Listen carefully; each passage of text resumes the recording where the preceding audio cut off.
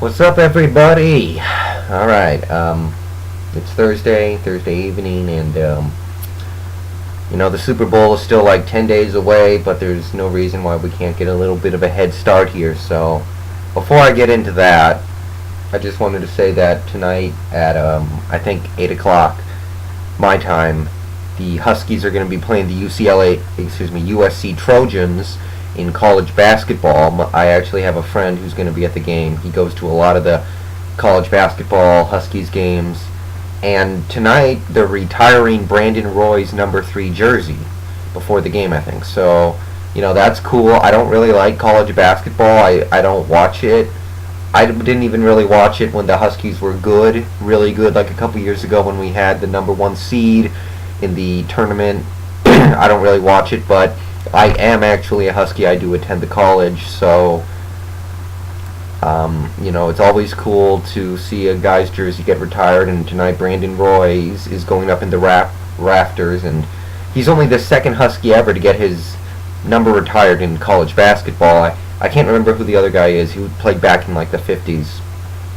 Anyway, I just think that's pretty cool. So, again, I'm not going to watch the game. I really don't have any interest in college basketball, but I do have to rep the school that I attend.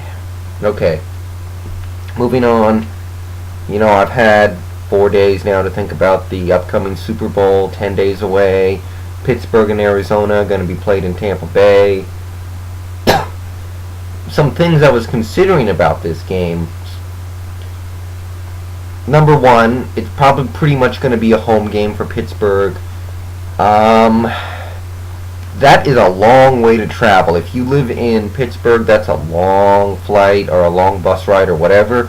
If you live in Arizona, it's the same thing. But we all know that the Pittsburgh fans are more likely to travel. They're more likely to be situated somewhere else in the country that might be closer to Tampa.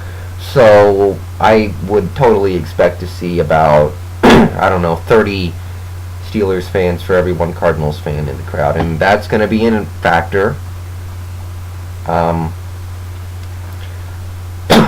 I was thinking about all the different aspects here, and Arizona, I think they're kind of like the team of destiny right now. They've just, ever since the playoffs started, been playing well beyond what we thought they were capable of. We thought we had a grasp on how this good team was. It was a fun team. It could throw the ball all over you, and the defense was inconsistent. They couldn't run the ball, and they won a really bad division. We thought we had a grasp on it, and there has been no precedence for the way they have played in the postseason. There's no way anybody could have foreseen this. There was nothing here to indicate that. So that's what's kind of frustrating about all this. But, they look like the team of destiny right now. You look back at the Atlanta game, they outplayed Atlanta. But really the game, it came back to that fumble on the handoff by Matt Ryan to Michael Turner that Andrel Roll returned for a touchdown. And, that was kind of a flukish play, and that ended up being the difference in the game more than anything else. And don't get me wrong, if you take out that play, Arizona would be right in there, and they might win. I don't know, but there's that. And then you have Carolina.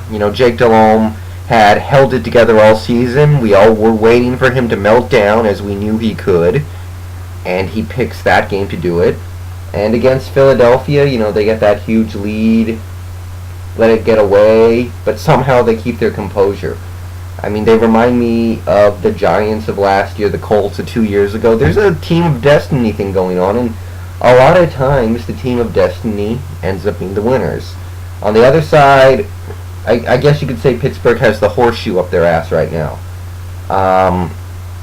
That's what they have right now. They're the team holding the horseshoe. Heading into the postseason, there were 2 teams that had the horseshoe, the Colts and the Steelers. The Colts lost the horseshoe in that San Diego game because, they had that game, and the San Diego punter, Mike Cyphers, just decided to have the game of his life. So they lost the horseshoe, obviously. Pittsburgh, they still have the horseshoe. I mean, if you look through the postseason, we know the teams that they didn't want to play. for their first game in the second round. We know they didn't want to play the Colts. They had already lost to the Colts, and the Colts had been, would have won 10 in a row at that point had they played, and it was just not a great matchup for them. They didn't want to play the Colts, and they didn't have to. They were pretty lucky that they didn't have to, because the Colts had San Diego beat, and Mike Seifried, once again, we all know what happened there. And then in the AFC Championship game, they didn't want to play the Titans because the Titans throttled them in Week 16, I think it was. So they ended up not having to play Tennessee because Baltimore somehow managed to win a game in which Tennessee pretty much completely outplayed them. I'm not complaining about it because I like the Ravens much more than the Titans, but I watched that game and I know what I saw. I saw the Titans just completely outplay the Ravens and some find a way to screw it up. So we have that. They got to play a team that they already beaten twice and a team that they beat again. And then in the Super Bowl, we knew they didn't want to play the Eagles more than any other team. They could take the Giants. I'm going to say they could take the Giants simply because the game they played earlier this year was very competitive, and I think without Plexico Burress, the Giants wouldn't have been able to beat them. But they didn't want to play the Eagles because we saw what happened in Week 3. That's a bad matchup for Pittsburgh. And they don't have to play the Eagles. They get to play the Cardinals. So they've had some very positive draws this postseason. And then you look at the games themselves. Against San Diego, San Diego's biggest advantage in that game was special teams. If San Diego was going to win that game, it was going to be in special teams. And right off the bat, Santonio Holmes returns a punt, 70 yards for a touchdown.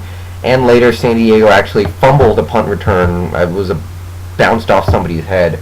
But the point is, San Diego played awful special teams in that game, and that was their biggest advantage.